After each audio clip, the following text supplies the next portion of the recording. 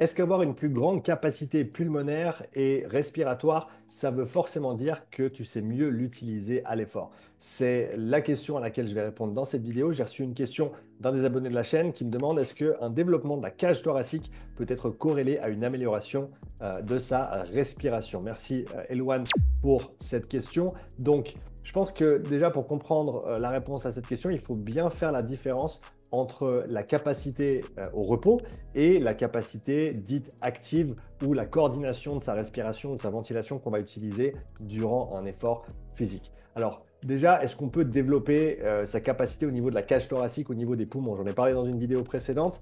On peut absolument développer l'amplitude de mouvements respiratoires et donc la place qu'on a dans la cavité intrathoracique. Et ça va se faire notamment par des exercices de respiration profonde, par des exercices d'étirement spécifiques qui sont très très bien connus des apnéistes, les apnéistes qui font ce travail pour se donner plus de place afin de pouvoir mettre plus d'air dans leurs poumons et durer plus longtemps sous l'eau pour garder les choses extrêmement simples. J'ai fait un podcast récemment avec Morgan Bourkis, spécialiste dans la discipline, ancien professionnel en apnée. Je t'encourage à aller l'écouter si tu veux en savoir un petit peu plus. Donc déjà, oui, on peut augmenter sa capacité thoracique et essayer de se donner plus de place pour arriver à mettre plus d'air dans ses poumons. Donc ça, c'est la première étape. On peut le faire.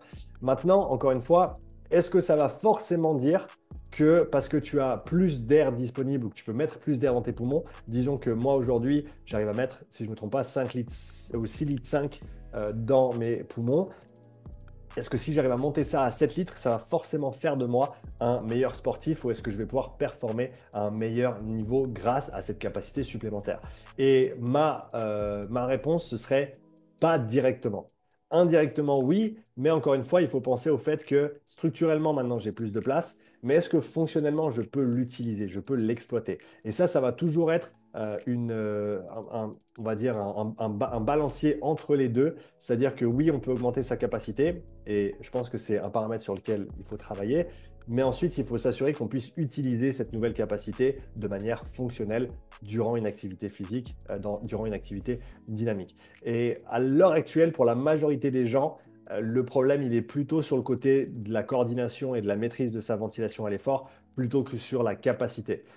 Et ça, on le voit notamment parce que si c'était vraiment la capacité qui les limitait, eh ben, tout travail de coordination ou de manipulation ou de contrôle, de conscientisation de la respiration à l'effort n'aurait pas nécessairement les effets escomptés si c'était vraiment une limitation au niveau du volume disponible.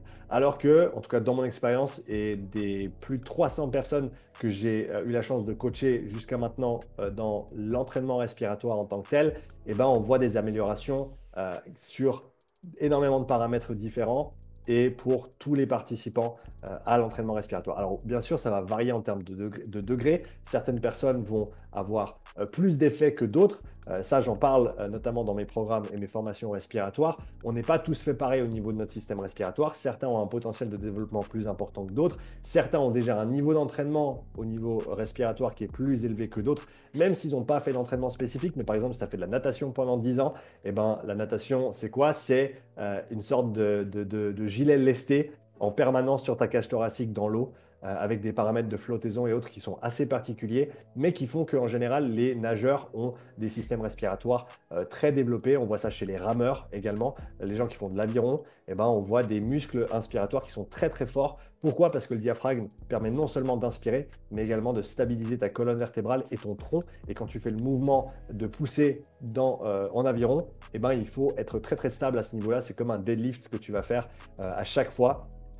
Et il faut pouvoir stabiliser ton tronc avec notamment ce diaphragme qui joue un rôle très très important et d'où les forces inspiratoires, le développement de ces muscles respiratoires qui est plus important que pour d'autres populations, même d'autres populations athlétiques de haut niveau. Donc, on a cette capacité et cette fonction, mais je dirais quand même que pour la majorité des gens, c'est la fonction qu'il faut travailler en premier. D'abord la conscientisation, la maîtrise de sa respiration, savoir contrôler, dissocier différentes parties de son corps en respiration. Travailler ensuite le renforcement et le fait de rendre plus endurant ces muscles respiratoires pour qu'on puisse être plus à l'aise, pour qu'ils puissent utiliser moins d'énergie également, qu'on ait plus d'énergie disponible pour les autres tâches qu'on est en train d'effectuer. Et ultérieurement, basculer sur le côté de la capacité Et là, on va faire ces entraînements spécifiques de type apnée, de type étirement, qui vont nous permettre de développer notre capacité. Mais je pense vraiment que la limitation pour la grande majorité des personnes se trouve plutôt au niveau de la fonction que de la capacité.